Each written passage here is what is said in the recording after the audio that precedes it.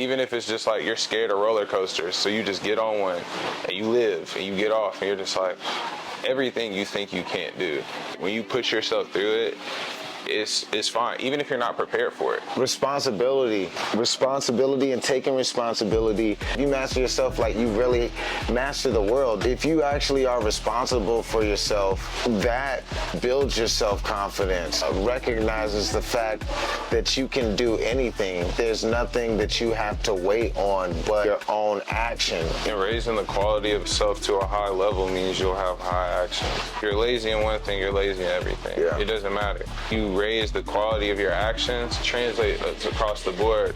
Even if you just make pizzas at a high level. Like, people really sleep on that, and people want to like figure out how they can get successful on social media, this, that, and the third. A lot of them blew up literally just doing their job at a high level. And people saw it and they just follow like, yo. You do something at a higher level, and even if it's just working at a 9 to 5, it actually gets noticed. That's what I can say about my music, man, and my career. The thing that has really built the following is just good shit. Like, I know a lot of my peers, I try to push them, man, but for example, like studio time. They want to go to the studio that's like $60 an hour. But the thing is, it's not like you're going to get that and get it back and be like, oh man, this is trash.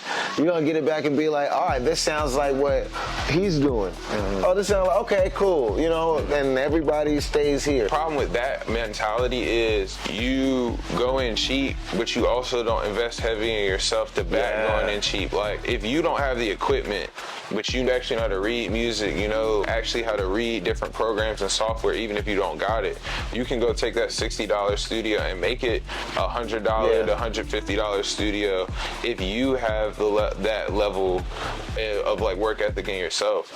The one thing I'll say about like a low budget is that creates creative restraints, but it also is a great breeding ground for insane creativity when you have limited stuff. I agree. That brings me to my point. It comes down to investing in yourself. With going to GAT3 and spending $115 an hour, you are investing in yourself. You're taking the money that you sweated for, that you had to ponder, use your brain, use your muscles, use your, your social skills, your network to get, right? You're taking that and then you are putting it into this thing. Like, you're taking all of that energy, you're transferring it into this thing right here, right? Some people take all of that energy and then they transfer it into drinks. You know what I'm saying? Like, I don't be going on dates like that. I could.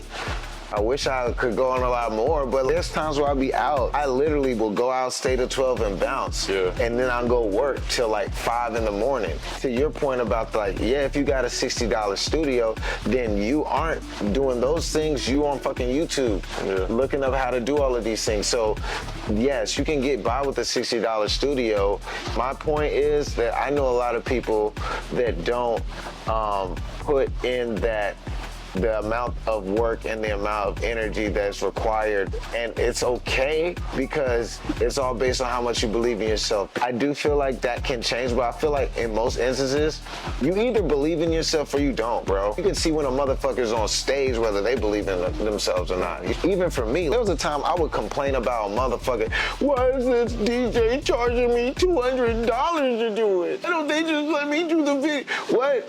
A videographer hit me up to do a video, I say cool, and now he's asking for a deposit? How dare he? Like, what the fuck was I thinking, right? But because I believe in myself, once I learned like, oh, that's off, once I learned that, I'm responsible, boom, I get it, I'm moving forward, I've elevated to the point where now I'm putting up the bread because I don't feel like dealing with none of that shit. I'd rather go to the person that's going to do their job and put up that bread. I used to be impatient about how fast I wanted things to move for music and my career and things like that. And then sometimes I sit back and you realize how not solidified you were before. I think when I went to certain circles and sides of music and music scenes, I recognized how not being on one scene for a certain amount of time, people won't care about you as much as they cared about you before. And when I did the band stuff, that's what people kind of grew to know me as and characterize as like my thing that sets me apart. And then when I started getting back into the hip hop, it took a while for people to like, bro, I dropped like fucking 2.5 albums before they could at least play better music. But what was I saying? I was talking about. I told you I was moving to Atlanta in 5 months. Will our love survive or divide us? Never let the world define us, but space and time does. Damn, why give it our all? Why do it at all? Was my love a convenience? Was it fate or a feeling? That'll fade when I'm leaving. Was my sex unbelievable and your flower the sweetest? I read more, see the page revealing. Maybe we met at different stages of healing. Either way, I'm on Interstate 85 with the tide eyes northbound. Quiet, no sound. I gotta see you now. Wanna make it work, but I can't see how. Scared that you might rebound. Scared to admit you now, my distant love. I missed your birth.